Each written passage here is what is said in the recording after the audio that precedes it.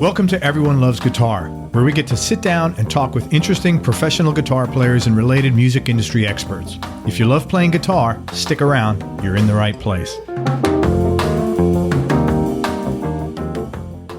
Hey, this is Craig Garber. You know me as host of the Everyone Loves Guitar podcast, but when I'm not interviewing world-class guitar players, I'm busy helping clients with their marketing.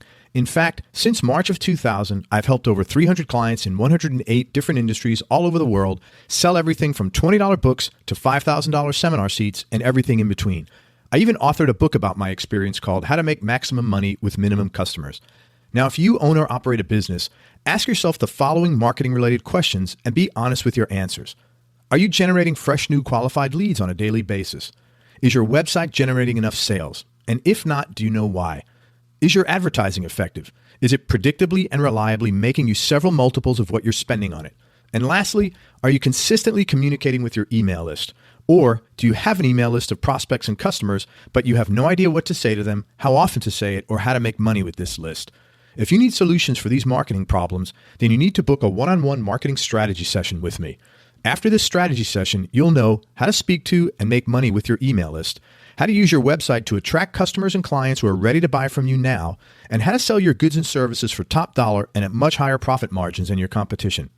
Listen, stop hoping things will get better on their own. Hope is not a very good business strategy. Instead, book a marketing strategy session with me by going to everyonelovesguitar.com/marketing and find out if your business meets the 5 criteria you need to qualify for this service.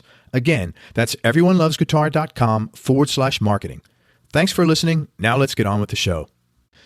Hey everybody, this is Craig Garber. I've got a really excellent guitar player and just a freaking amazingly cool guy, real sweet person. We're with Beau Tackett today, and you probably know Beau because you've seen or heard him playing with Blake Shelton. But let me give you a little bit about his background, and we'll have a nice conversation with him. You get to know him a little better. He was born and raised in Appalachian, Kentucky, and at 9 years of age, Christopher Beau Tackett saw his brother and cousins playing guitar around the house and was instantly hooked. After showing an avid interest for several months, at age 10, he was surprised for Christmas with a new electric guitar, or guitar as they say where he comes from, a tiny amp, and lessons at the local music store. This would be the beginning of a lifelong love affair and oftentimes compulsive drive towards the instrument. Less than 3 years later, he was invited to be a regular performing member of the Kentucky Junior Opry, which is a musical group comprised of school kids from around the region. Shortly after joining, the group was featured on KET, which is Kentucky Public Television, and they continued to perform on a regular basis around the area. In this fertile ground, that's where Beau learned the ropes of playing with a band, putting a show together, working up and rehearsing new songs and medleys, and most important, performing that show and those songs in front of a sizable audience. And he stayed in the Kentucky Junior Opry until he graduated high school, and he left the area to attend college. At 16, he started writing music on his own. He formed a series of different bands playing blues, rock, and original music. He finally settled in with a group of local musicians, and they gigged regularly at the Barefoot Charlies. What a cool name. With Beau as the lead guitar playing frontman and prominent songwriter. Is that place still around, Beau? That was the name of the band, actually. Oh, okay. I thought that was Yes. I thought it was like your regular gig. What a cool name, man. Be a good name for a bar, wouldn't it? Yeah, like it's like Never very made it as a band. very like, 60s, early 70s vintage kind of vibe, right? The Barefoot Charlies. I like that, man. For a few years after high school, Beau explored the Lexington music scene while a student at the University of Kentucky. As a freshman, the Barefoot Charlies won the University of Kentucky Battle of the Bands in 1998, but nothing seemed to stick for him at that time and during his time in Lexington. So in 2000, he set off for Nashville to make a career in music. After graduating from Belmont University with a Bachelor of Music in Commercial Guitar Performance, Beau immediately began touring with MCA recording artist Rebecca Lynn Howard in 2002, and she's actually a former member of the Kentucky Junior Opry herself. Did you know her from there? Absolutely. Oh, so that was a nice... I met her when I was like 12 or 13 years old. Oh, so that was like probably like really comforting and like safe that you happen to hook up with somebody that, I bugged her until relentlessly until I got I bugged her for an audition to get in her band.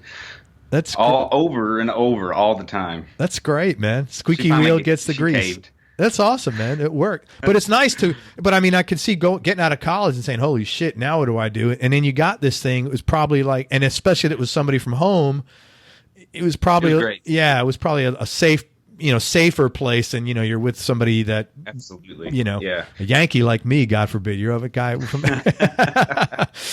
Over the next several years, Bo became a sought-after guitarist in Nashville. After Rebecca Lynn Howard's tour schedule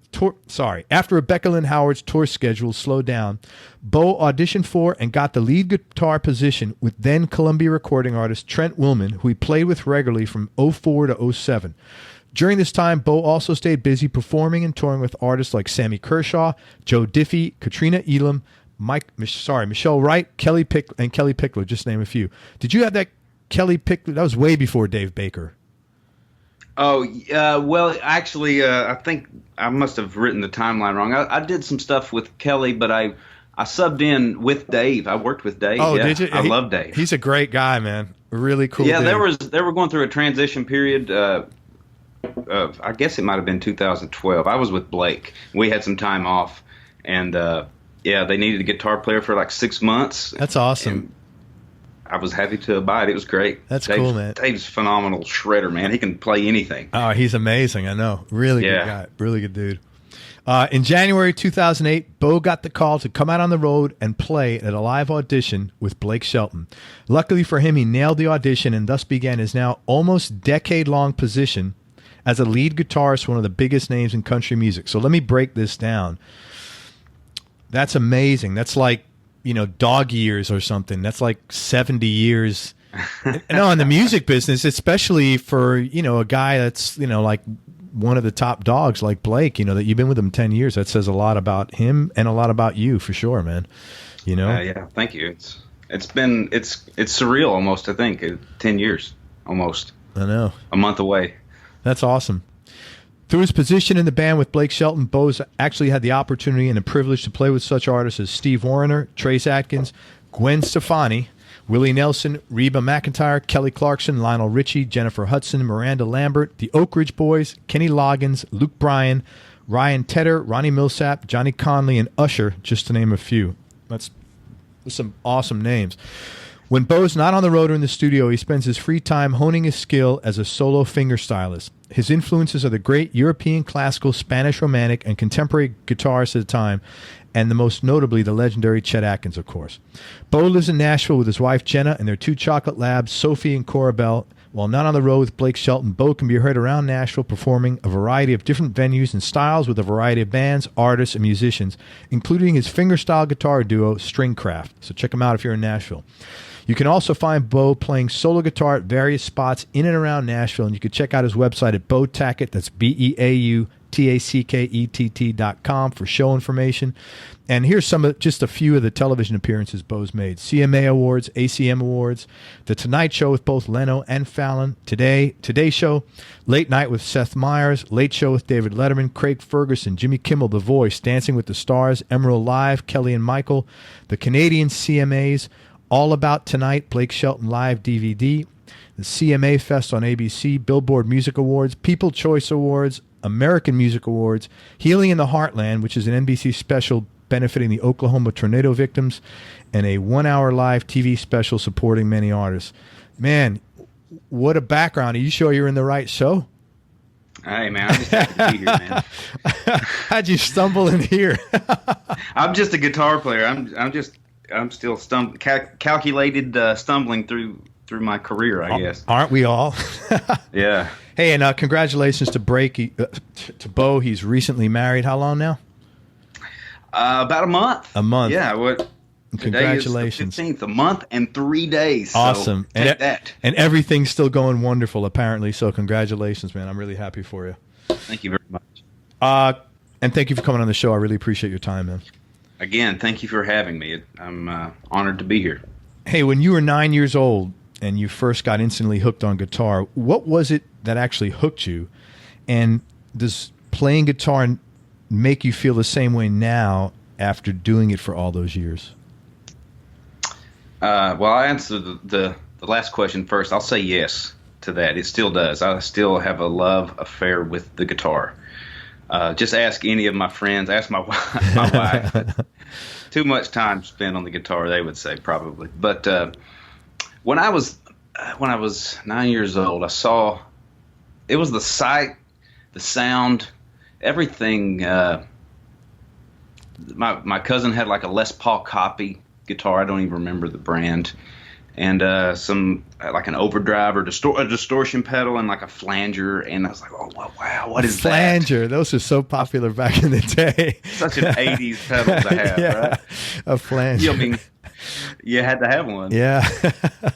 But I mean, the chrome, the pickup, the shininess, everything about it was just like instant attraction. And then the way I was like, oh, wow. You could see people moving their fingers, just moving their hands and fingers and manipulating sound and just different sounds. It was fascinating to me. That's awesome. I think some guys get hooked on cars and some guys get hooked on guitars. It's the same. The musculature of the instrument is pretty powerful. Just like some guys might look at a Camaro or a Trans Am or something like that.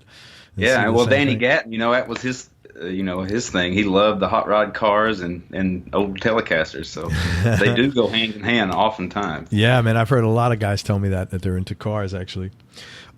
You've played with a bunch of people, and for each, I'm going to just ask you about a couple of artists. If you could tell me how you got the gig and maybe a cool or funny story or experience that you had, and anything you might have learned from working with this. And I have Jake Owen on here, but I don't.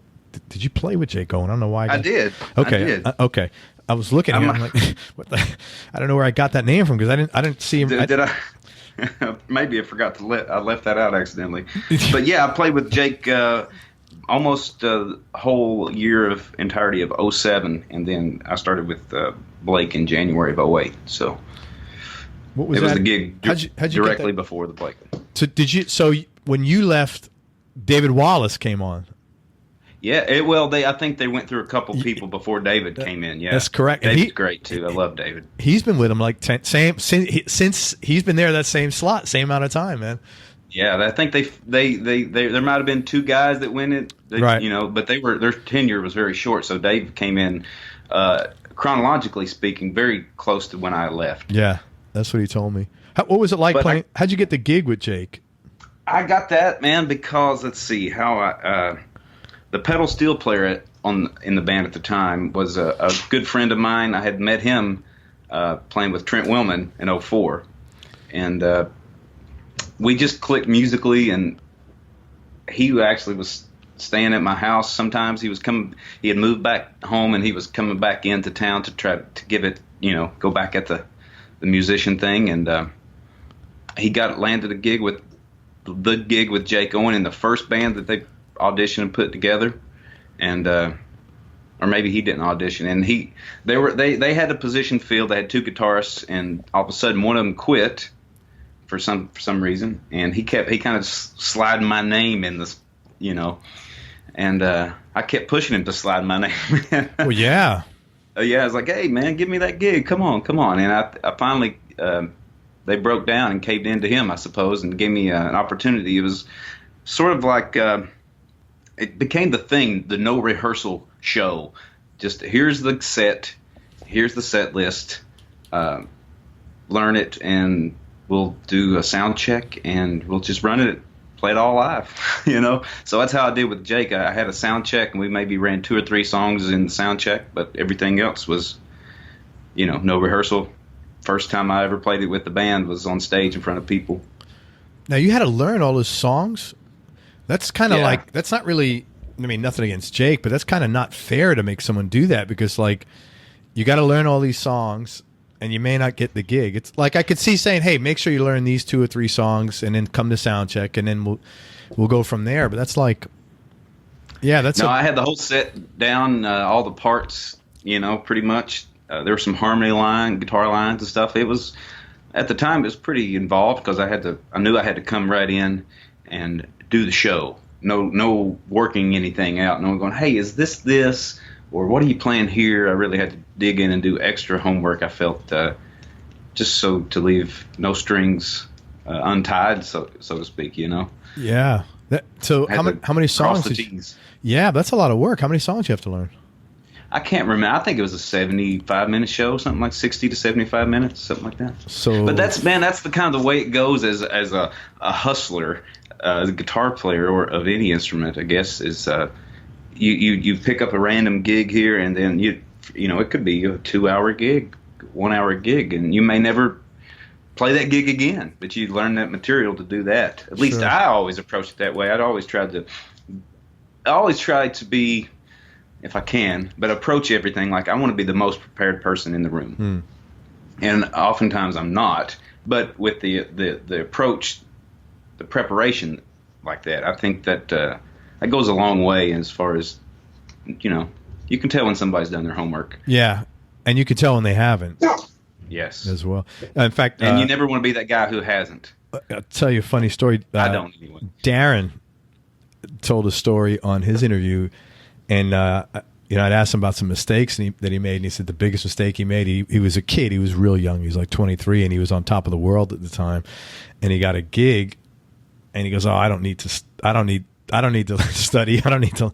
And he went in there and he said, "I lost the gig only because I didn't know the songs. It was well within my grasp." And he said, "I never did that again." That was a tough but valuable lesson in a sense to learn. Very valuable, yes. I'm sure that Darren's a great player, and it's I'm sure he had to have been young to he was 23. Made it that foul. Yeah, he was 22 or 23. He said it was first and one and done. He never did that again for sure. That's what happens if you do that. Then if you do that more than a few times, it's everything you do. It's like sort of like sports in a way. You're only as good as your last show. You're only as good as your last game.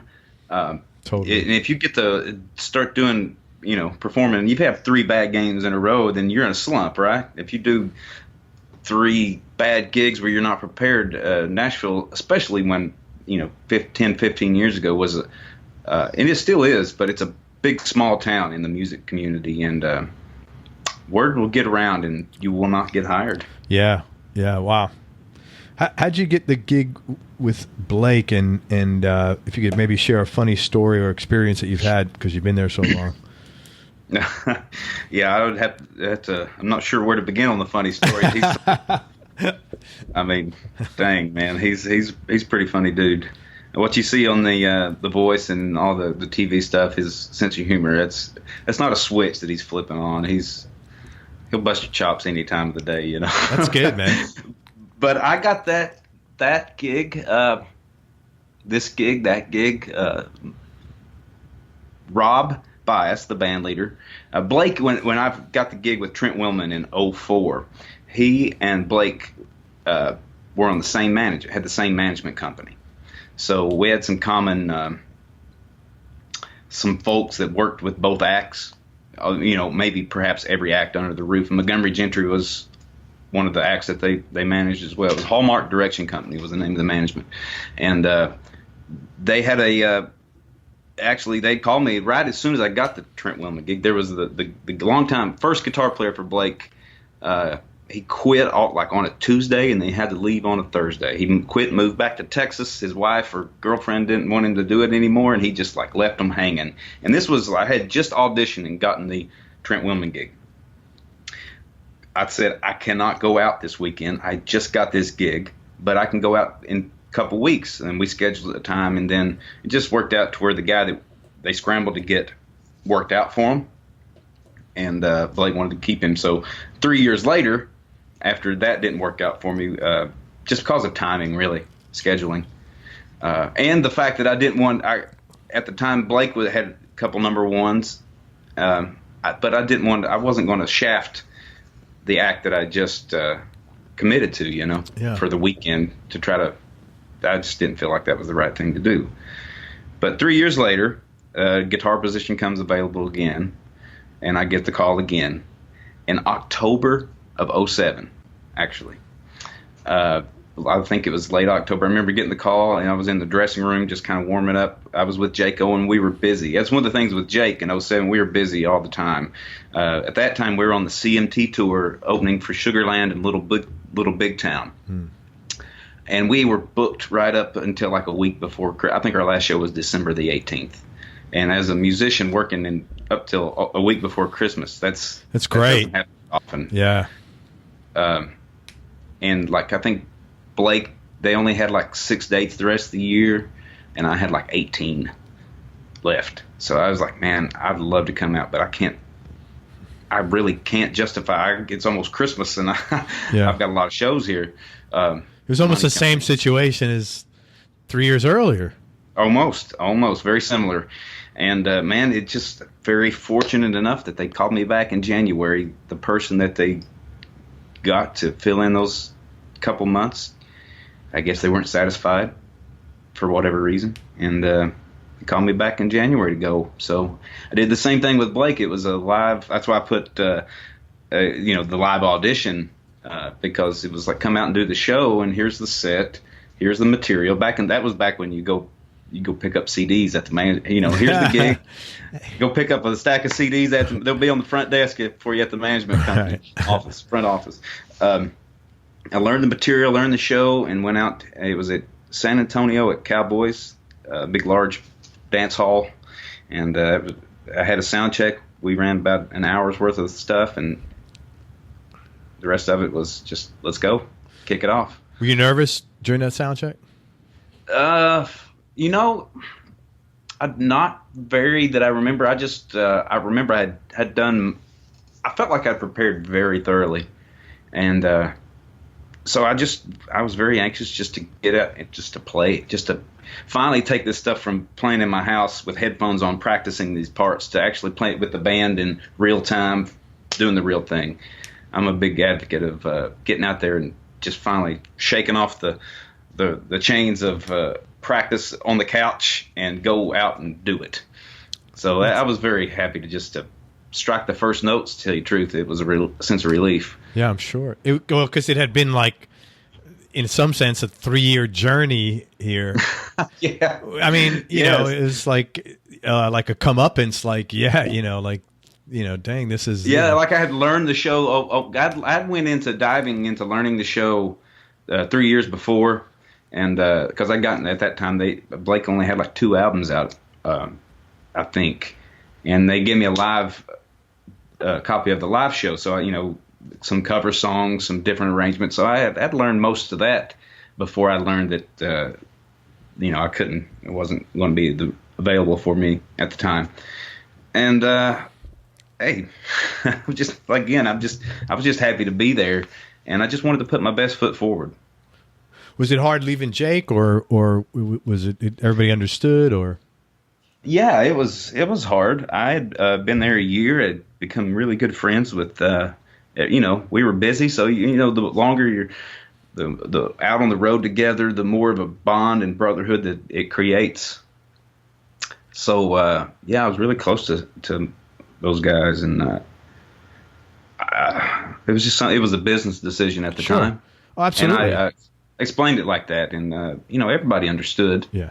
So that's just business. Yeah, of course, man. Everybody, I don't think anybody realistically is surprised when something like that happens. I mean, it's just like we talked about before the call. It can go the other way too, So it's absolutely. It's just that's the nature of what you're doing. What's changed? Like, what have you gotten, or have you learned anything over, either as a player, as a performer, or just in business or life, through this last 10 years? Like, what are the biggest lessons you've learned? Well, I'll tell you, one of the things that a skill, I guess, that I've acquired over playing with Blake is a lot of things happen like on the fly for us as a band, or he'll say, hey, I want to learn these songs, and then, hey, let's do this song today at soundcheck, and what song? I don't know if I've heard it yet. Well, for just things being, having to think on your feet quickly and pull things off with very little preparation, I've kind of honed that skill. I had to hone that skill with Blake.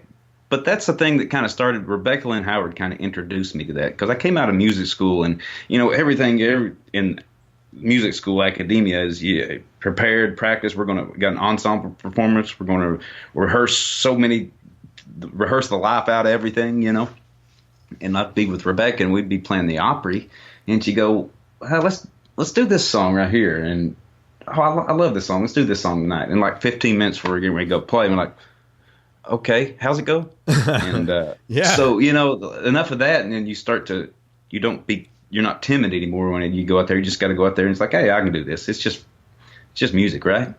It's not, nobody's going to bleed or no one's going to lose their life. Yeah, for sure, man. That's a really healthy attitude to have about it. It takes a lot of pressure off. A lot of unnecessary pressure. Yeah. Perspective is the key. And, man, there's a book called The Inner Game of Music, which I recommend to any musician. It's very good. It's about overcoming your mental obstacles, basically. You've got an angel, a good guy on one shoulder talking to you, and a bad guy on the other one saying, you suck, you can't do it. Oh, man, watch out for this lick coming up. You practiced really hard, and you're probably going to screw it up. And then it comes, and you screw it up. The whole point is to just to block that guy out and just go make music. Do you talk to yourself? Because I talk to myself. Like when I have negative shit enter my head, I often will say, and I know it's ridiculous, I will literally like stop and say, okay, Craig, look, what do you, I'll talk to myself. Do you do stuff like that? I absolutely. I have done that before. And I always just tell myself that just chill out. It's just music. And I know that's, no, I've been doing it for so long that I know what I'm, my fingers know it. Sometimes you go play something and it's like you fixate on a solo or a lick or something. Just like I was saying, it's like there's one lick in one song I play every night on the road with Blake that it's a pretty tricky little lick. And like, sometimes for some days it feels like more comfortable and less comfortable in other days for some reason. It's like some days it's no problem. I can do it blindfolded, spinning backwards. The other days it's like I could sit there and try it over and over and I still feel like I'm not executing it perfectly. But then like a couple songs I can see on the set list, that song's coming up. So like we finish a song and sometimes he'll talk a lot between songs, introduce a song or whatever. And so I find myself just noodling over there as guitar players do, right? We just sit there and always just wanking away with the volume down. And I'll like be trying to work out that solo, play that lick that I know it's going to give me a hard time. And like, then I finally just say, screw it, man. It'll come. Just do it. Yeah. And one of the things that I always try to remember in my head, if I'm screwing with myself too much, is keep it in check. But my mentor, my guitar teacher in college, jazz guitar guru, Paul Abrams, he always taught me to sing your solos, sing what you're playing in your head. So, and there's something about that, about making a connection between, if you're actually concentrating, your brain is making music, even if it's inaudible to people, whether you're singing out loud or just to yourself, your fingers will make that connection. It's just, and it seems to happen more seamlessly. You know what, man? I'm writing that down because you just taught me something. That's great. That is really, man, it great. Changed my life. And it's hard to do all the time because it takes constant sing. Are you singing your solos? No. Okay. Well, it sounds like you're not. And he would do that to me. I'd come into a lesson, and I took lesson from him 2 weeks ago, privately, outside of school. We're working on some jazz tune or something, and he'll say, take a solo. We're doing some exercise, and it'll just sound like crap. And he'll go, well, stop. He'll go, did you sing that solo?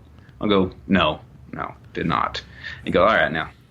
And then you sing it in your head, and you play. It almost sounds like music. That's really good, man. Thank you for sharing that. That's really, because I could see how effective. Because if it's in your head, there's no surprises. Yeah, you're just.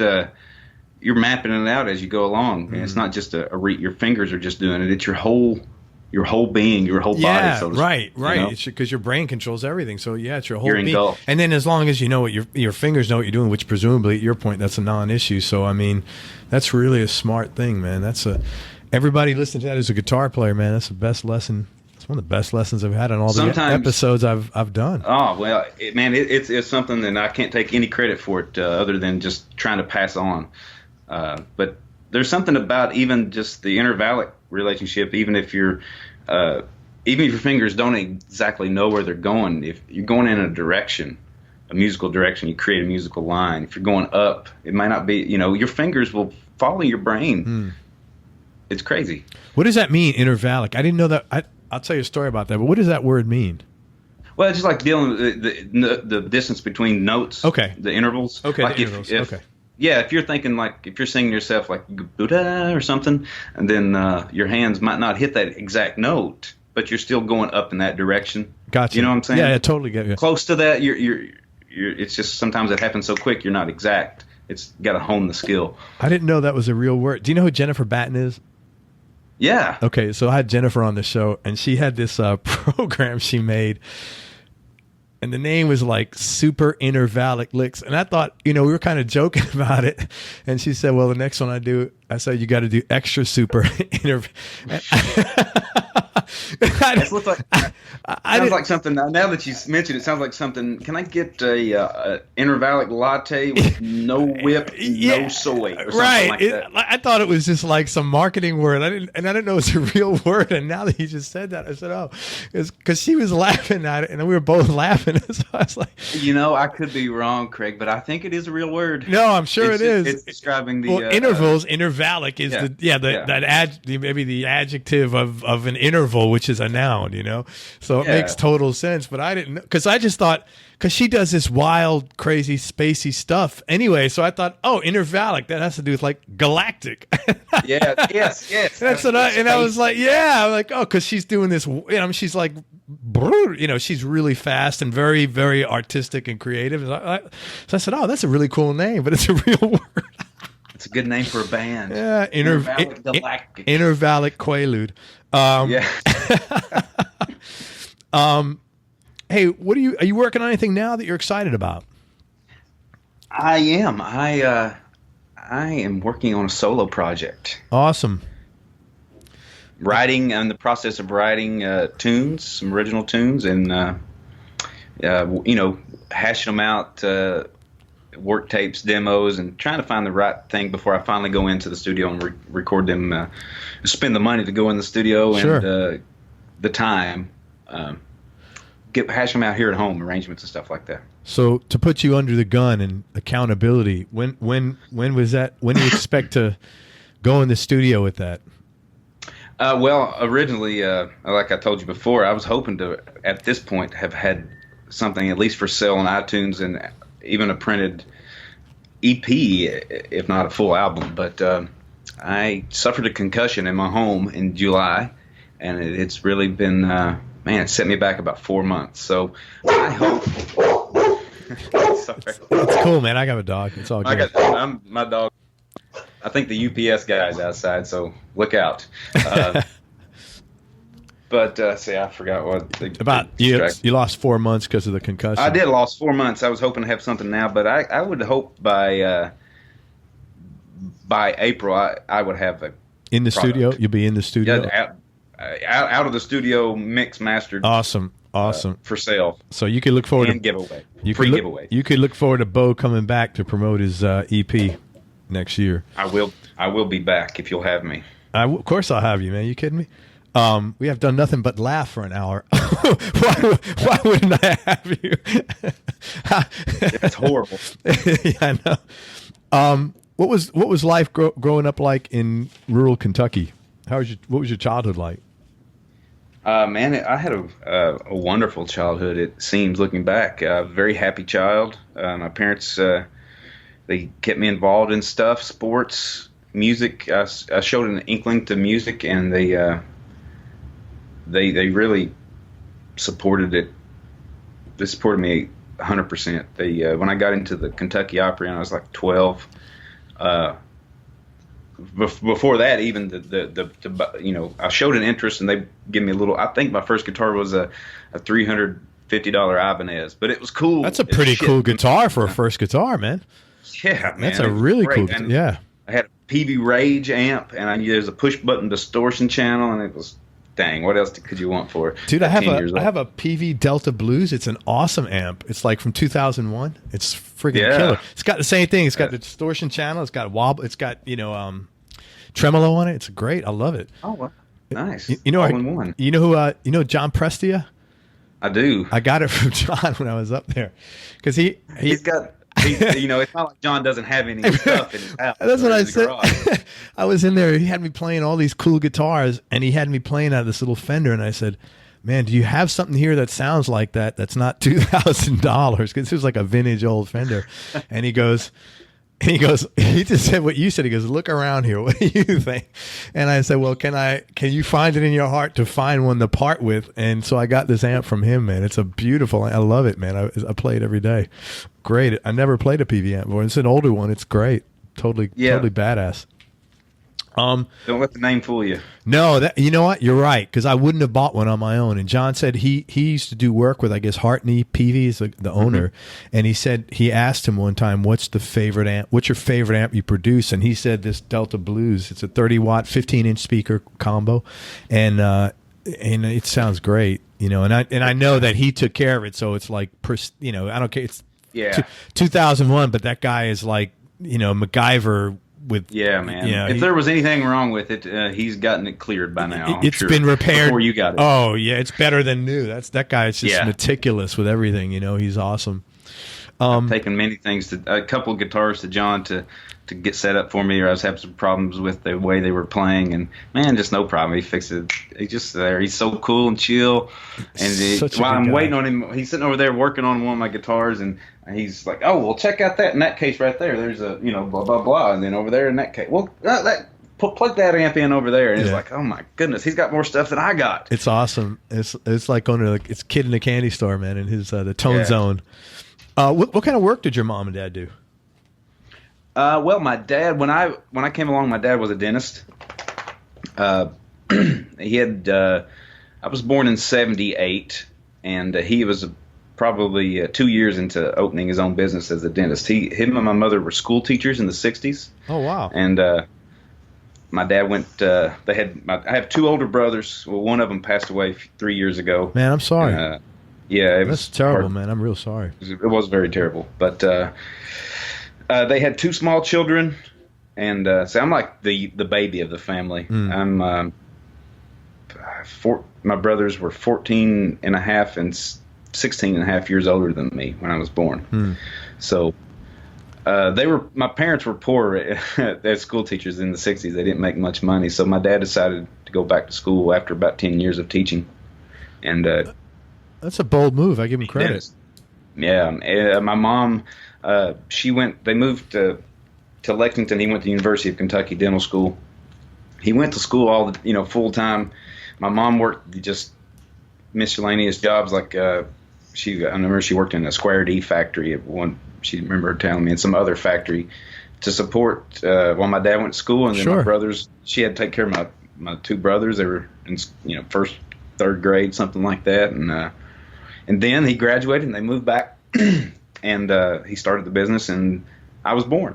That's awesome. So, my education was always big to my dad. He'd push me to stay in college and finish. Yeah, academics, teachers, that's pretty much a given. They're all very educationally driven. But that's really cool that your dad went back after like mid-career, and that's really good. Is he still around? Yeah. Your dad's still around? He is. He's not in good health at the moment. Oh, I'm sorry, man. So, that's all right. Him and my mother are still alive, but my dad is. I don't know how much longer we're going to have him. Actually, I'm sorry, man. Is they're up in Kentucky still? They are, yes. You get to see him? Yeah. 3 or 4 times a year. Yeah. Well, you better go, man. Yeah, I'm going to go. Actually, planning on going Monday. That's awesome. Great. That's good. Good for everybody. In a few days. You moved to Nashville. What was the trigger to do that? I moved to come to Belmont. But I was at UK, and I was pursuing an English major for some reason at the University of Kentucky. I was my major was secondary English education, which means I was going to be a high school English teacher. Right.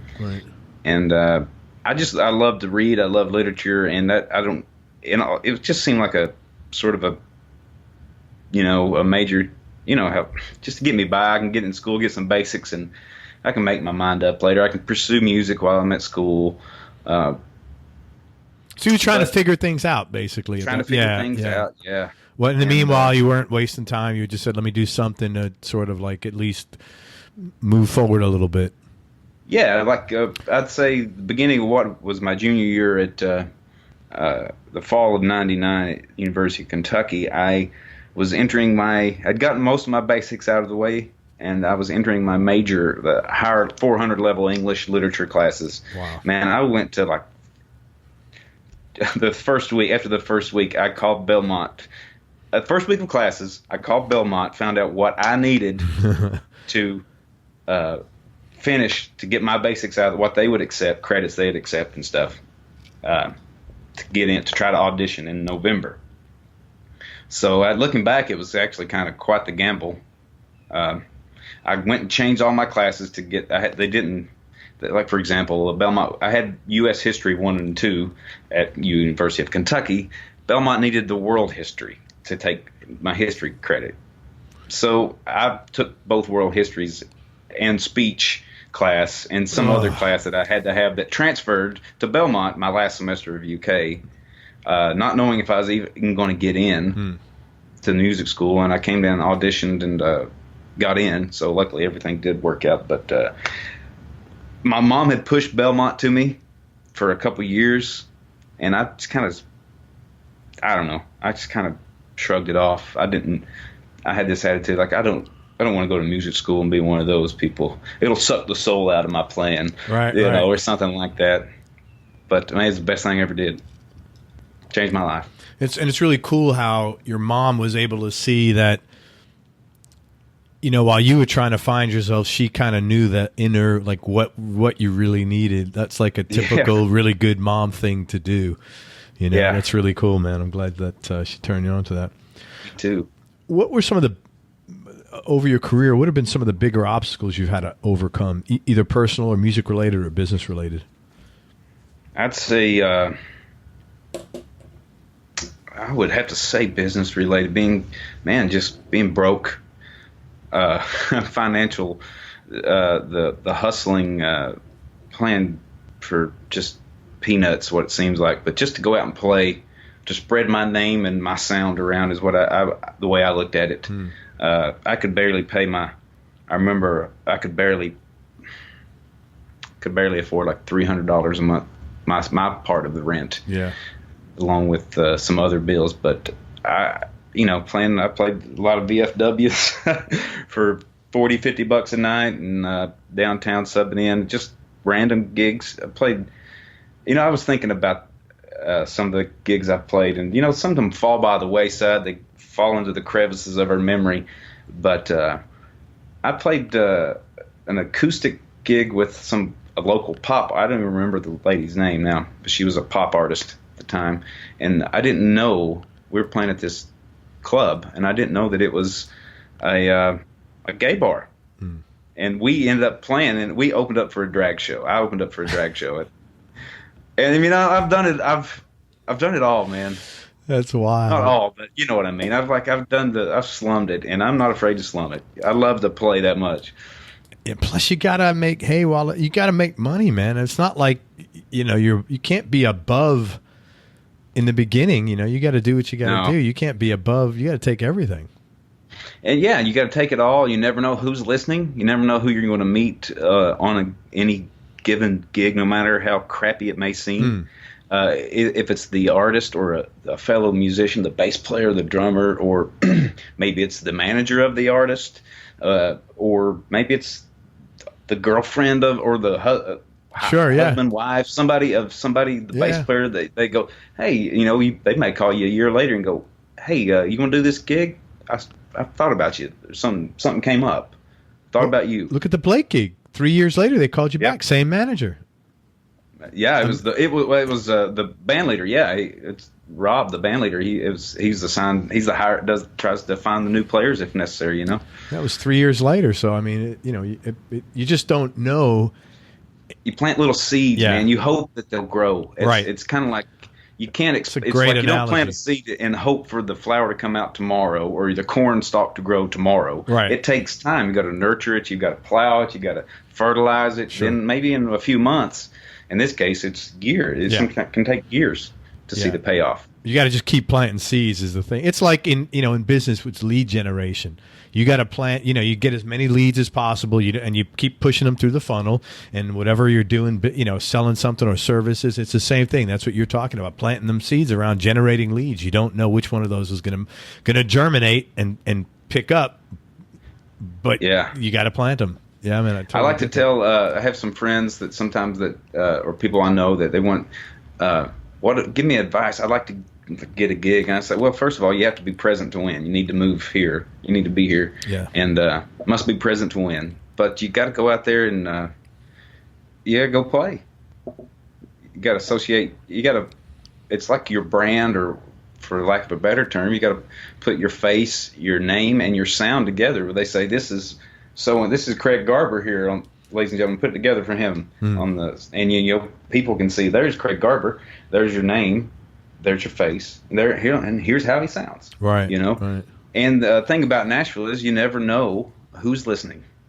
Yes, that's for sure. And I've learned that in just doing these interviews. I can't tell you that I've gotten introduced to somebody else that I was never expecting, and it's like, wow, and it's just I was talking to Dave Baker when I was up in Nashville, and he said, one thing funny about this, because a woman came over, we were talking to her, and he said, she's a very successful songwriter, and she just showed up at his gig, and they were talking one day, and he said, you just never know. He goes, everybody's somebody here, but you just never know it. Yeah, if they aren't right now, they will be. Yeah. Probably. They could be. That's the thing. Yeah. I love it. I love Nashville, man. I can't imagine being of the country boy variety, I suppose. Another place where a country boy guitar picker. Where else I can be? Yeah. No, you're in the right place, man. As far as mistakes that you made along the way, and we all make them, what would you say? Maybe if you're comfortable sharing one or two mistakes that you made along the way and the lessons that you learned from them. Okay, let's see. I've played a lot of stuff and made a lot of mistakes. One of a big mistake I think a lot of people do is dwell on mistakes. Learn from them and move on. You can't put them especially in music, mistake in live music, it happens in real time. You can't go back and overdub it. Sure. You can't let, if you mess a song up, I know this is edited, so I'm going to say this. There's times I've shit the bed on a few songs. And I've started the wrong song off. I've skipped a song on the set list before. That's awesome. I've had a guitar, an introduction or a guitar intro that was on a guitar tuned a half step down, and my one string was actually tuned a whole step down. That's awesome. So it sounded very beautiful when it kicked off, and it's just me and bass and drums and kicking off this intro. And I've done that several times. Just heat of moment, the show happens, but you can't let something like that ruin the rest of your night because it's over. Totally. If it makes you feel better, I've heard this same thing from other guys. I had my whole guitar tuned down and everybody's looking at me and I'm playing it. Man, the time I remember I was playing with Wade Hayes. I forgot to give you that name as somebody I played with. Wade's a great guitar player, great guy. And, but I skipped a song and I had the kickoff on. They were pretty similar in tempo, and one was in D, I think, and one was in E. But the one that was I was playing the one in D that started on the 2, which started in E. And they were playing the one in E that started on the 1 that started in E. So for a brief moment, everything was good. When you weren't playing.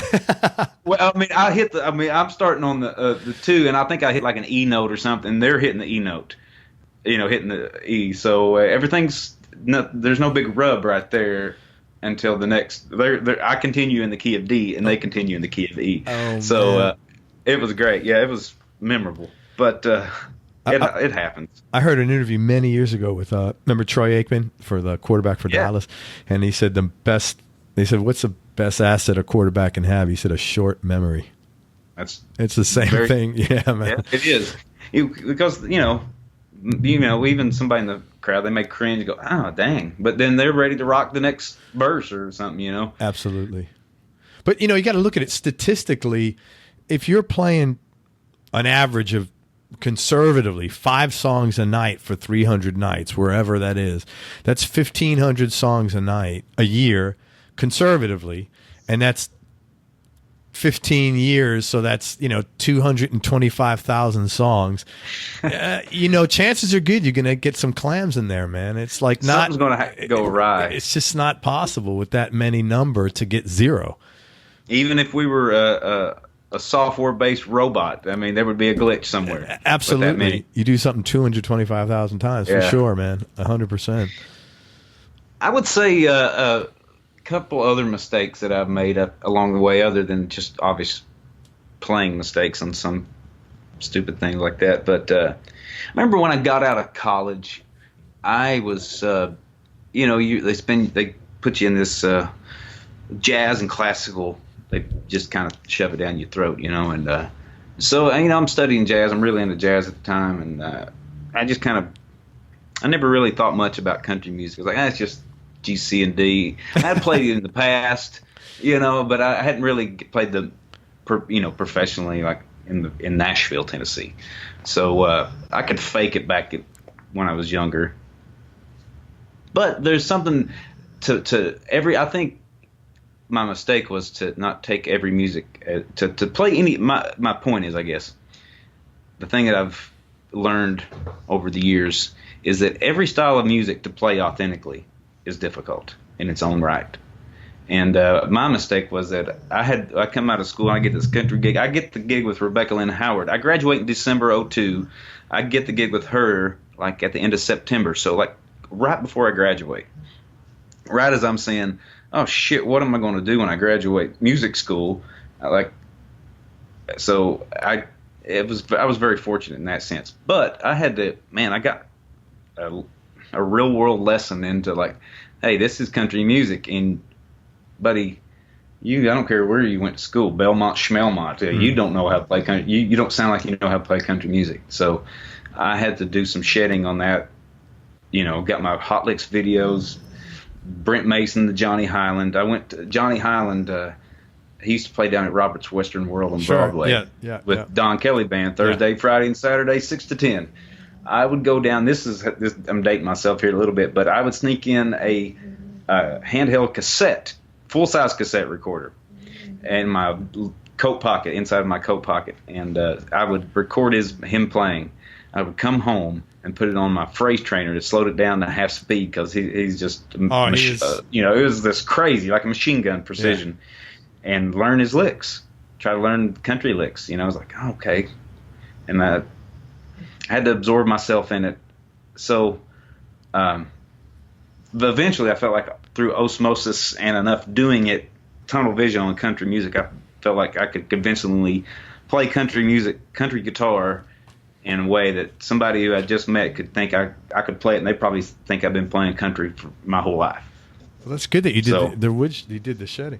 Would you be okay if I told Johnny that? Because I interviewed him, and he's a lovely guy. He'd be very touched if I told him. Yeah, he's a really sweet guy. He was a big influence early on in my country picking. I think his Hot Licks video, I think it was called Chicken Picking Guitar. I think it was the one. I know he's done a couple, but it was Chicken Picking Guitar. It was he had the Sparkle Danny Gatton Telecaster still before he went to the PRS world.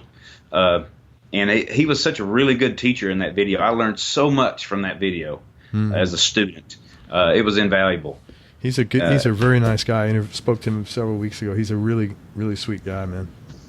When I was at Belmont, the head of the guitar department brought Johnny in for like a seminar one day. I'd never heard of him, didn't know who he was, blah, blah, blah. And then we're sitting in like a sort of a classroom type room with about 30, 40 guitar majors, and we're all just there we got to go once a week, regardless of who's there, what it's about.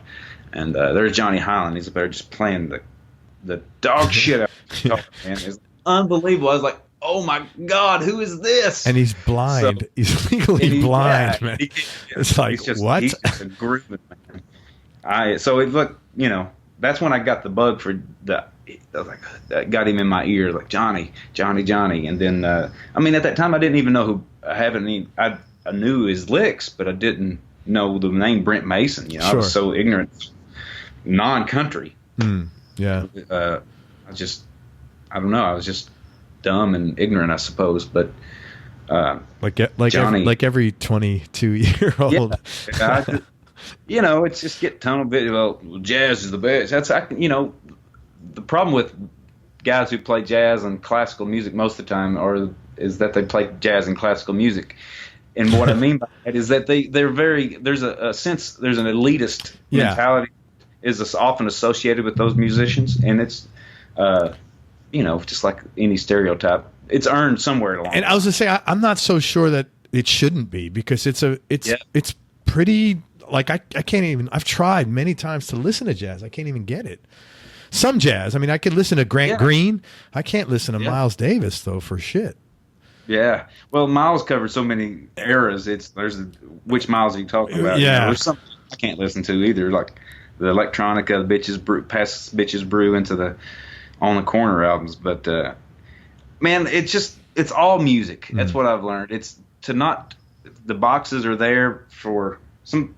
They've been put there by people, right, to categorize stuff, but it's all music. A G chord is a G chord is a G chord is a G chord. It's just one of the things that helped me come to that, when I was learning Johnny's licks and Brent Mason's licks, and a lot of these licks, these fingerings, these patterns they're playing out of, I already knew. I was like, wow, I know how to play that A lick, but I hadn't put that, spank on it with my right hand. I hadn't put that. I didn't play it like I had a piece of hay sticking out of my mouth. You didn't play it in context. I didn't play it authentically. I didn't. I can play. I've had a guitar in my hand. I could play a blues lick. A lot of the country licks a lot of them are blues licks, straight out of the blues scale. But they're mixing. Country guitar is often. I like to tell students that it's you're blending the major and minor sounds. So you're playing blues and major pentatonic, and you're just kind of, that's all one big bull. Yeah. Totally. It comes out that way. But it's just the way you approach. I can play one lick and play it like a blues lick, and then play it like a country lick, just by the way I've changed things with my hands, just the articulation. That was a profound epiphany for me. It's all music. Just make music. Just go play music. Yeah. Why you have to psych yourself out because it's not a style that you don't know? Well, if you don't know it, you're just unfamiliar with it. So that's a good lesson. Side note about Johnny, he lost 120 pounds. No way. Yeah. And this is what's even more trippy is, let me tell you how he lost it. Dancing. What? Right. That's what I said. I asked him, I said, how'd you do that? He goes, and he said this on the call. I wouldn't say it otherwise. By dancing. He just turn on some Thai Bo videos or whatever, and just get a groove on. He lost 120 pounds, man. Good for him. Yeah, man. I know. Really good. Oh, dang. That's a lot. It's almost a whole person. Yeah, it is. Hey, let's talk gear for a few minutes. What is your go-to guitar right now? And what other two guitars might round up your top three? Well, depends on what the gig is. What the gig is. Talking about the guitars you like. Forget about the gig. Oh, playing? The guitar I'm sitting around, if I'm here and I'm just picking one up, I'll pick up. I have a classical guitar that I bought last year. I've put a lot of time in the fingerstyle stuff. I always own crappy classicals, and you can go to a pawn shop and get $100 Yamaha and it hit some open chords on it and go, oh, this is pretty good. Sounds good. But you go to play on the 9th and 10th fret and play some bar chords and some stuff that's when you can tell the difference in a nice classical. So I bought myself a nice classical. Where'd you buy that at? At Cotton Music. Where is that? Cotton Music. It is. It's in town. Yes. It's. Is that specialty for classical guitars? No, they have, I think, electric, acoustic, classical. Interesting. Mostly acoustic, I would say. Okay. Every time I get in there, but they have electric, but a lot of vintage and high end. Cool. It's a 1999. It was made by Paul McGill, a guy here in town who made resonators for Chet Atkins, and classical guitars for Nato Lima. Earl Klugh makes guitars for Earl Klugh. Oh, wow. That name I know. What about number 2 and number 3? I'd say right now number 2 would have to be, I just recently, a few months ago, bought a Gretsch Tennessee Rose. Mm-hmm. It's a thinner hollow body, but it's got the painted F holes, so to control feedback. And of course it's a Chet Atkins, right? But it's, man, I replaced the bridge with this roller bridge from All Parts, and it, albeit a little expensive for a bridge, is worth its weight in gold because it stays in tune just fabulously now. Yeah, that's so much. When you have a guitar that stays in tune, that doesn't stay in tune, it's it's like you don't even want to play it no matter how good it feels. Yeah. It's just a pain in the ass. Might as well get rid of it. Well, it's like a car that just keeps stalling out, It's more of a... Can't trust it. No, man, it's more of a pain in the ass than it's worth, no matter what it looks like or feels like. It starts creeping in your mind, too. It's like you tune it and you go, like, man, you don't play things as confidently because you're kind of timid about hitting that E chord right there on the... you're expecting it to be out of tune. I hear you. And what would be number 3? I have a Telecaster, my first Telecaster I bought, and I call it number 1. On the road, my tech and everything, it's number 1 Tele. I've had it. It was an '02 American Standard. I bought it when I got the gig with Rebecca Lynn Howard. When I was getting it, going to audition and all that, I took my student loan refund check, went to Sam Ash, and bought a brand new Telecaster off the shelf. What color? Off the wall, I guess. It was a Sunburst with a white pickguard, but I've done a lot of modification to it. I put a tortoiseshell pickguard on there. Nice. I put like the Brent Mason. I got the 3 pickup 5-way like a Strat. Yep. You can get the Strat sounds, but I got a mini humbucker in the neck. Got a blender knob that blends the middle into the bridge. Oh, you went all out. I went all out, yeah. And it just kind of, I guess I would say that's like a desert island guitar because it can coax so many sounds out of it. So almost can get with the mini humbucker. You can get Gibson-y or nice jazzy neck pickup tone or bluesy, and then you can get the Strat in between sounds and the bitey bridge Tele classic stuff too. So you could tell you like that guitar. You're all smiles and everything. Yeah, I know. I love it. I'm seeing all the nostalgia come back to you on that guitar, man. I'm thinking about all this. I had the neck sanded down, the fretboard sanded down. I had buzz feet and system. I had the nut moved up and made it. The tuning it stays in tune. It's like the number 1 that's just all over. It's just in tune when it's once it's intonated correctly. Yeah. It's great. Do you use that Peterson tuner for that? I do. The strobe. Yeah, I got one of those. Yeah. I got a whole, just about almost, it seems like every tuner Peterson put out, but there are models that I've missed through the years. But I'm a fan. They don't make anymore the flip, the Strobo flip. Who's that? You can go in. It was a little silver one with like a box, and you could just flip the top, and it was very accurate. And also, but you could quick access to change. Like if I intonating that Tele with the buzz feet and thing, certain you need certain strings tuned to like sharp plus 2 cents or flat 2 cents or something like that on the 12. There's a formula for it. Yeah. It's not just straight up intonating like a normal guitar, which compensates for some of the things that you hear on the guitar when your tuner says you're in tune and you strike an A chord and that C sharp on the second fret on the second string is so just too 230 to me. Is like it's too bright. It needs to be flatted just a little bit. So that's the buzz feet and does stuff like that. Cool, man. What are you playing through amp wise nowadays? Out on the road, I play through a Comet that I acquired. Comet with a K.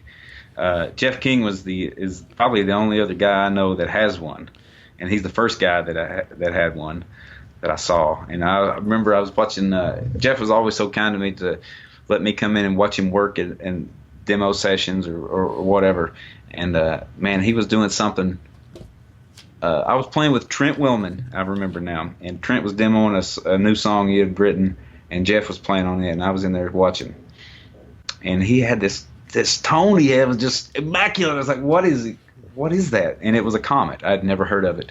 So I found a way to acquire one over the past. I think I got it in 2013. Where is that out of? Where's he at? Where's it? I want to say Louisiana, but I think Ken Fisher from Trainwreck fame. Yeah. He helped design the circuits. It's so, I guess what he died in 06 or something like that. I know, but Darren was telling me he's got an amp that Ken Fisher was involved and he likes it a lot. It wasn't a Comet. It was trunk, something trunk.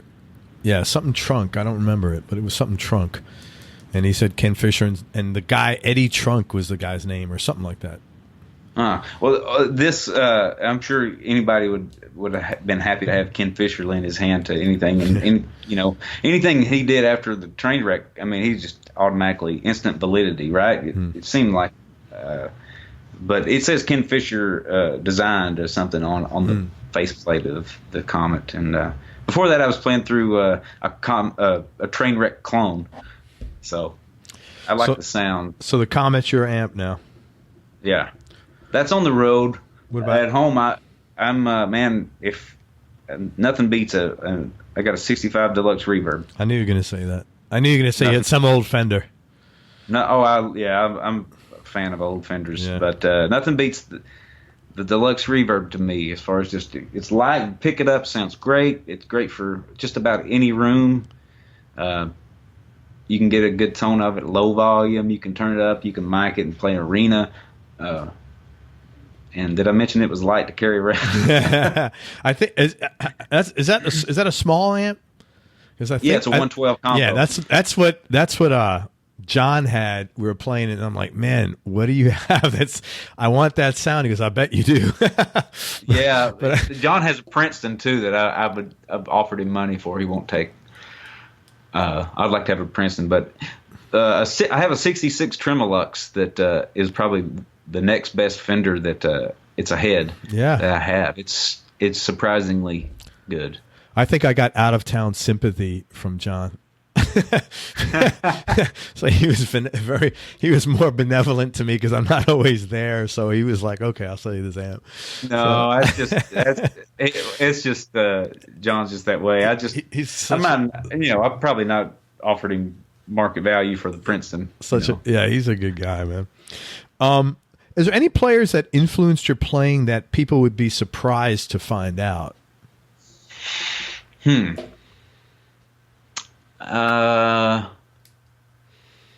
I would definitely say. I mean, man, I look for influence.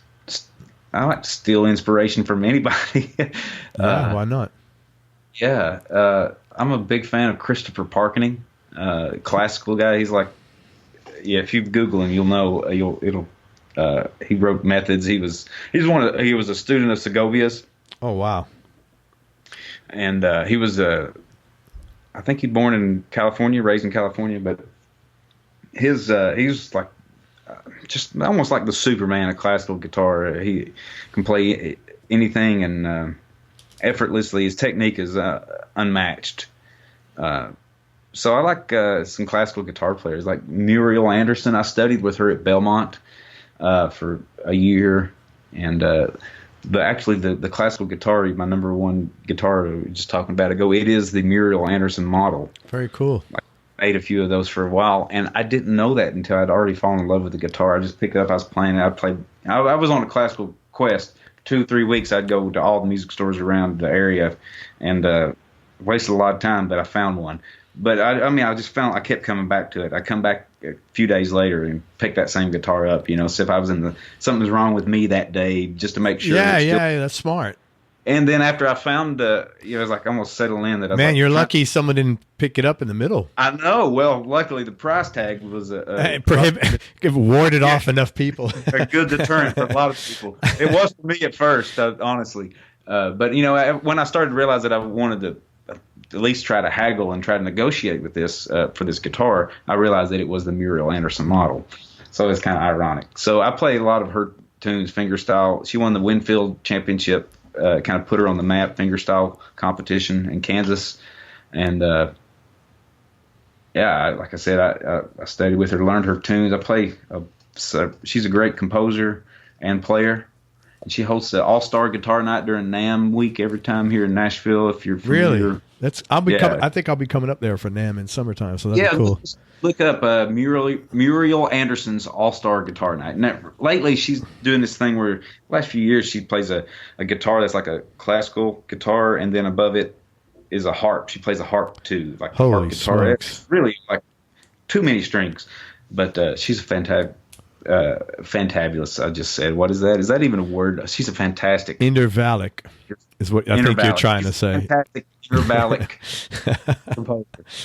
That's awesome, man. You know, I saw Santana and he played. I mean, it's just regular guitars, but he had his PRS, and he had a really nice acoustic. And he kept switching off, and he kept having the acoustic. You know, it was funny. The acoustic was on a stand, all set up at the right angle. That's so 80s. I'd never seen, but I'd never seen that. But it was. I was like, made a lot of sense because, you know, you don't have to have. How could you have two guitars around you? It's like having two saxophones around your neck, right? It's just like, but it made, and he was, you know, he was Santana, so he was badass. I think I had one of those acoustic guitar stand holders in the early 90s when I was in the Kentucky Opry. I'm sure. There was a song that I needed to play acoustic on for the intro, and then looking back, what a bad idea. It was goofy as hell, but he's Santana, so it was like it's functional. He was a badass. Yeah, it was just weird looking. I was like, okay, you know. Yeah. If I asked you to pick your 3 Desert Island discs, what would be the first 3 CDs that come to mind, in no particular order, and knowing that might change tomorrow? Yeah. I would have to say, I would have, if you'd asked me that 2 months ago, I would. Well, first of all, I'm going to say a Chet Atkins album. I would say Almost Alone is the name of the album. But which is it's just like the album says, it's almost him just by himself. Yeah, so Chet Atkins, Almost Alone. But there's another a double disc Chet Atkins CD that it was unreleased. It's called Solo Sessions, and it was him recording at his home studio. How'd you get it if it was unreleased? A friend of mine who is a thumb picker aficionado made I don't know how he got it. He made me copies and stuck it in my mailbox one night. That's cool. So I don't know if you can say that is that illegal now? No, I guess I'm officially saying it's not. What? Okay, so what is it called? Yeah, I think it's called Solo Sessions. Okay. Chet Atkins, and it's 2 discs of just him and the guitar. You know, it's what a lot of Chet Atkins fans always wanted. Yeah, because he always had a band and other stuff in arrangements and, you know, that's cool, orchestrated stuff. So another album. I would have to go with From the Cradle, Eric Clapton. Yeah, changed my life. Really? Oh, when I was like 16 years old or something like that, when I first got turned on to that blues album, it's like that. Yes, it spoke right to me, man. I've listened to that so much, like even to up until the past 6 months. I mean, sure. I've listened to it. I like Clapton. I like him more in his humbucker days than in his Strat days. I mean, I love listening to him, but I like the Cream stuff and the blues, the John Mayall stuff. That's just more my style music in a sense. I think the From the Cradle, like, man, his even like, you know, I would have never thought listening to it, but the song 5 Long Years, like it's epic. Yeah, massive blues guitar solo, and that's played on a Strat. It's so beefy and thick sounding that I would guess it would have been like an old Gibson of some sort, 335. I don't have that Clapton CD, so now you have to make me check it out. I've heard Buddy Guy do that song live many times. You know, man, it's check out From the Cradle, Eric Clapton, and 5 Long Years especially. Yeah, I just wrote that down. solo is just it man, it hits me where I live every time I listen to it, you know. Yeah, I live for that, for those moments in music when you can feel that, you know. Yeah. And I'd say the third, I would have to go Wes Montgomery, Smoking at the Half Note. Okay, you're a jazz guy, so I was expecting something like that. Yeah, I don't want to go. Don't throw me that label too harshly. No, I'm just kidding. I like it all. It's all music, man. The way I look at it, they're all notes. What's your best childhood memory? We're going under the hood now. Man, it's hard to. I had a lot. I had a good childhood. My parents did a good job.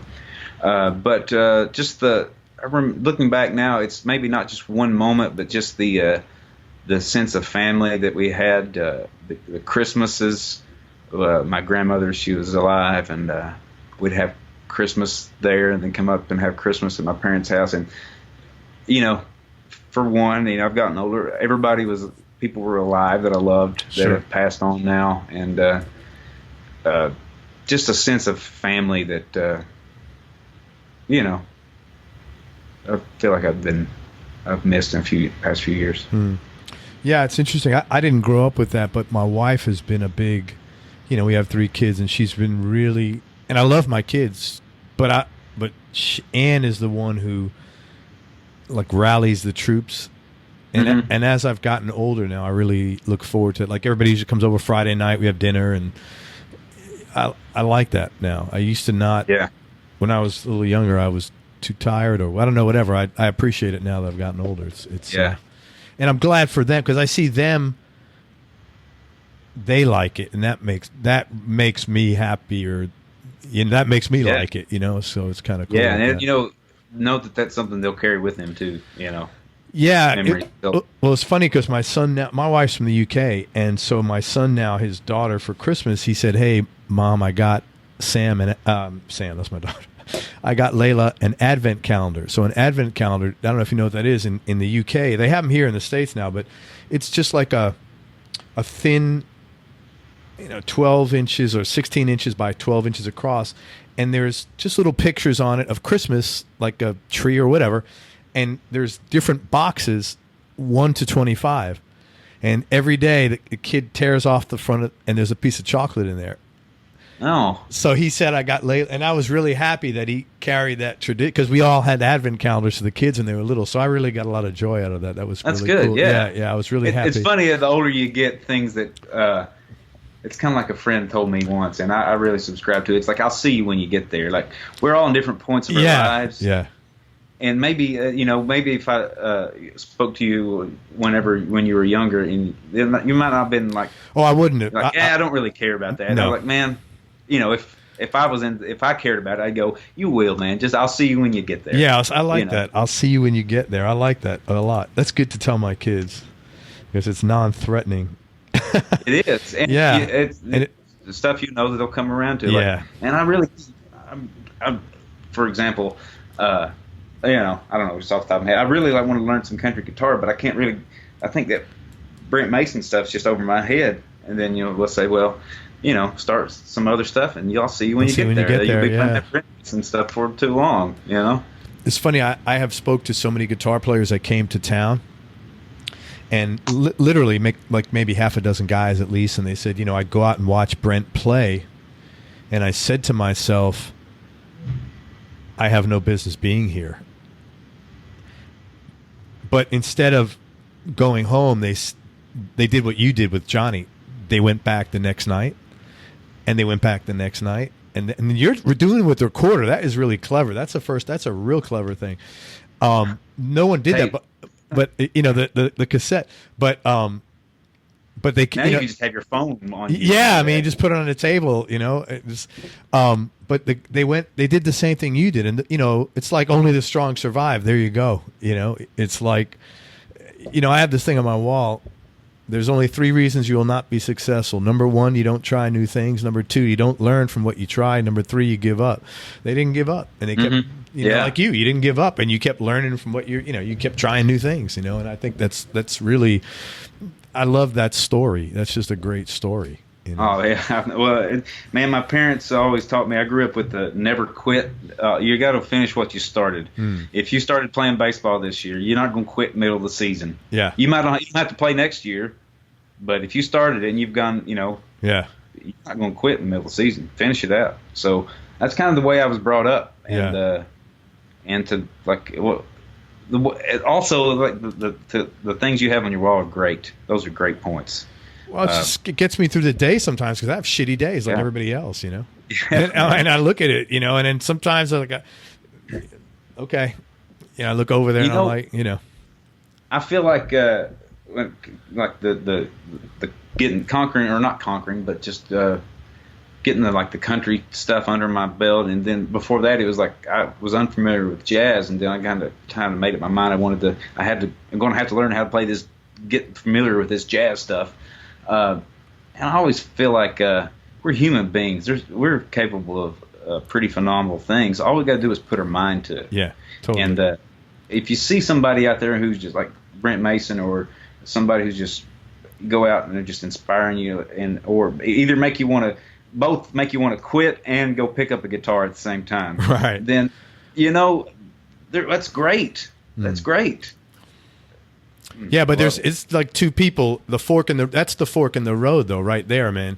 Because there's a certain amount of people that are going to say, "All right, I know my place. That's not it." And there's another certain amount of people going to say, "Man, I'm kind of pissed off that he could do this and I can't. So I need to." Right, for me anyway, righteous indignation has been a big motivator in my life. Well, I mean, the reason he can do it is because he's put time into it. That's it. It's reps. And he might, and obviously it's talent, but there's reps, or you're right. Yeah. It's reps. That's a good way to put it. More time and dedication to the craft. Anything you do, whether it's music or wood carving or anything. Absolutely. The more you do it, the better you get. Right. The more time you spend studying it and practicing it, the better you're going to execute it. So I feel like music's no different than anything else like that. So I figured, like, man, if I'm having problems with something, and I just know that I haven't, I'm not jealous, or don't go like, oh man, that guy, he's just too good, and he's just too good. He's just touched by God or something. Or that guy has spent a lot of lonely hours in his bedroom is what he's done. Absolutely. You could do it. Kudos to him. Yeah, absolutely. I can too. I could too. Right. You could too. Absolutely. There's no, I'm a firm believer there's no limits unless the ones you kind of sort of put on yourself, man. You could do anything. Agreed. Hey, man, do you have a non-musical superpower? Or maybe I should be asking your wife. Yeah, maybe my wife would know. No, I would say that, I don't know. That's a good question. Non-musical superpower. I'd say my... That's a good question, Craig.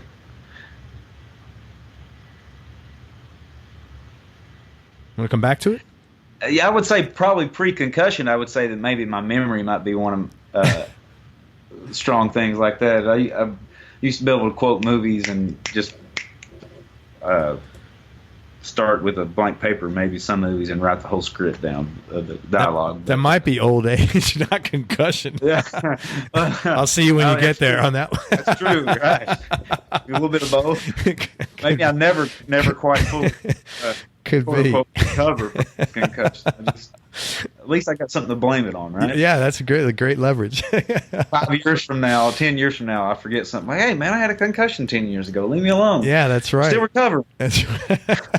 My wife is funny, man. She's been in this country a long time. And when we first got together, she was here probably 10 years at the time, and she never could spell.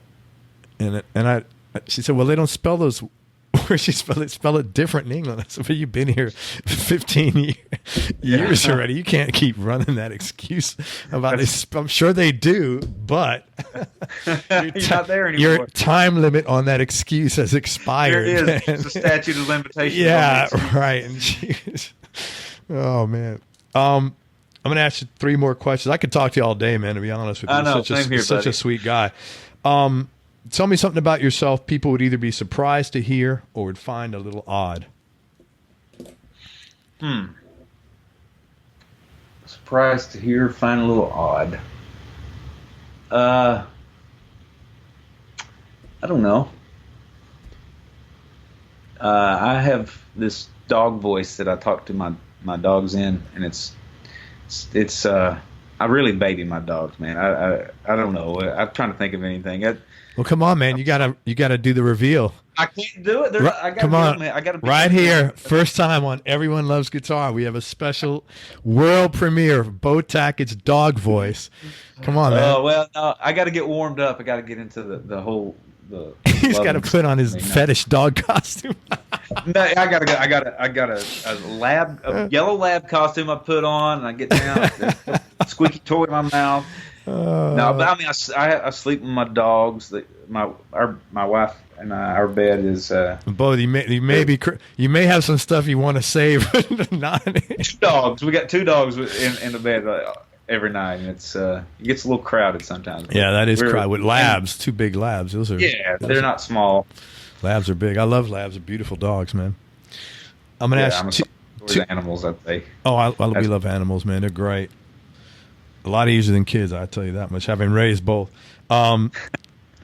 Two questions, man. If you can go back in time and do one thing differently, either in your business or your personal life, what would that thing be? Man, I'd go back and tell myself to practice.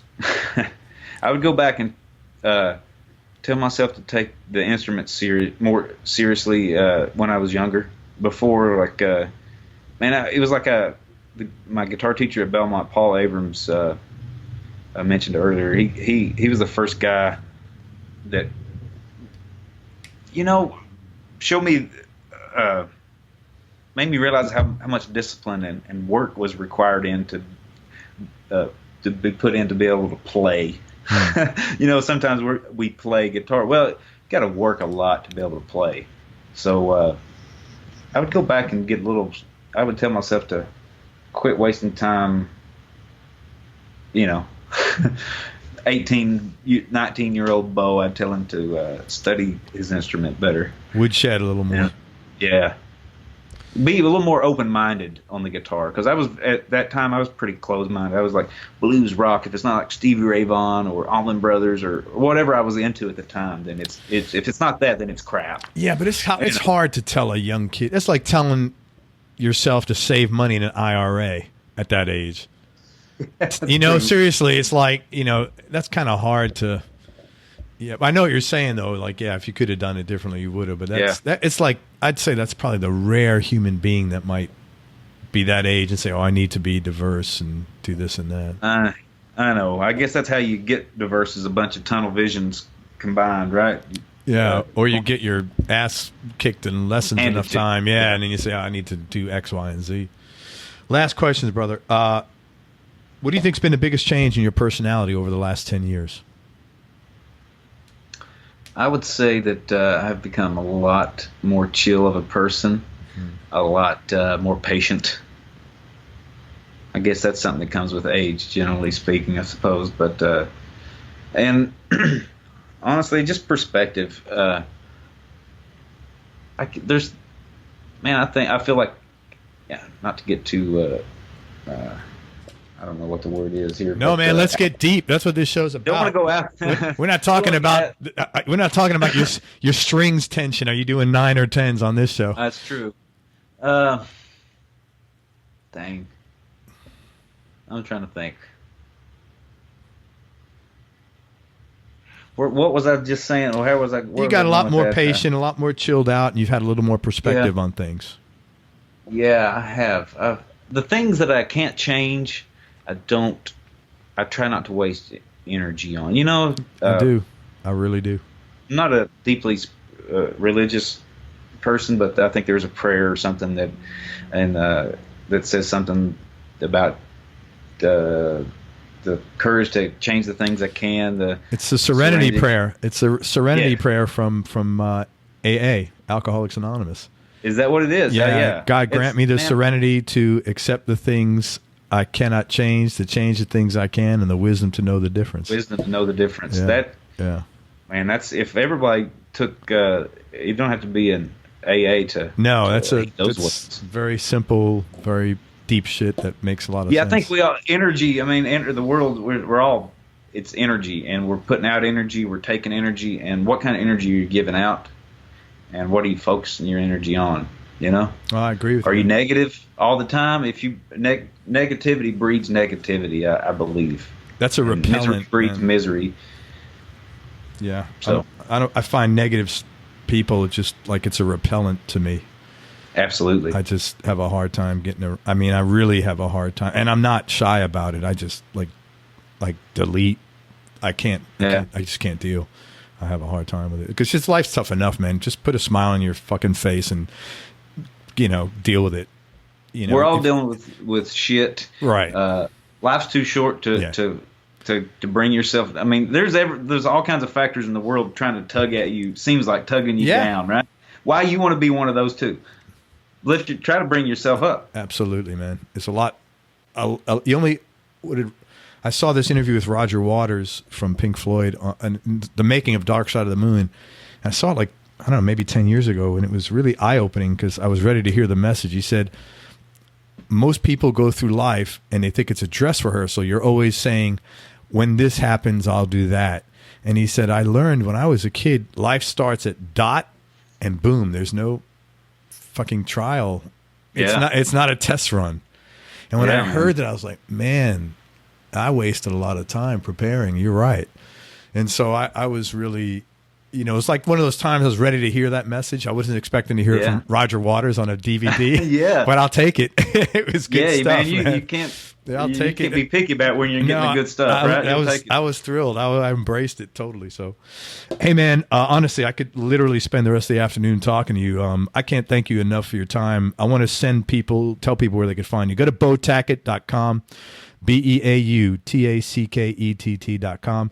Come check him out when Blake Shelton's touring your town. You can go look on Blake's site to see Bo. Any final words of wisdom? Anything else you want to say? And look for Bo's new EP, which will be coming out in the spring. Yes, and he'll be back on this show to talk about it. So I will. All I can say is play guitar. Play guitar. That's right. Yeah. Thank you, man. I really appreciate it. You're awesome. I'm glad we got to connect. Thank you. Everyone, thank you so much for listening. I hope you enjoyed this interview with Bo Tackett as much as I did. It was really great. I hope you dug the vibe. He's an awesome guy. And Bo, thanks again, man. I really appreciate you spending your time with us. Awesome. Go to everyonelovesguitar.com and sign up to get notified about future episodes along with some cool stuff we'll be pulling out for guitar players soon. Be nice, go play your guitar, and have some fun. That's the most important. Till next time, peace and love, everybody, and I am out. We hope you enjoyed this show. If you did, subscribe to the Everyone Loves Guitar podcast, and you can do this online at everyonelovesguitar.com or on iTunes. And if you like the show, please leave us a 5-star positive review. The more 5-star reviews we get, the higher our show ranks, and higher rankings mean we get to continue speaking with cool, interesting guests on our show. We'll see you on the next episode, and until then, keep playing your guitar and have fun making music.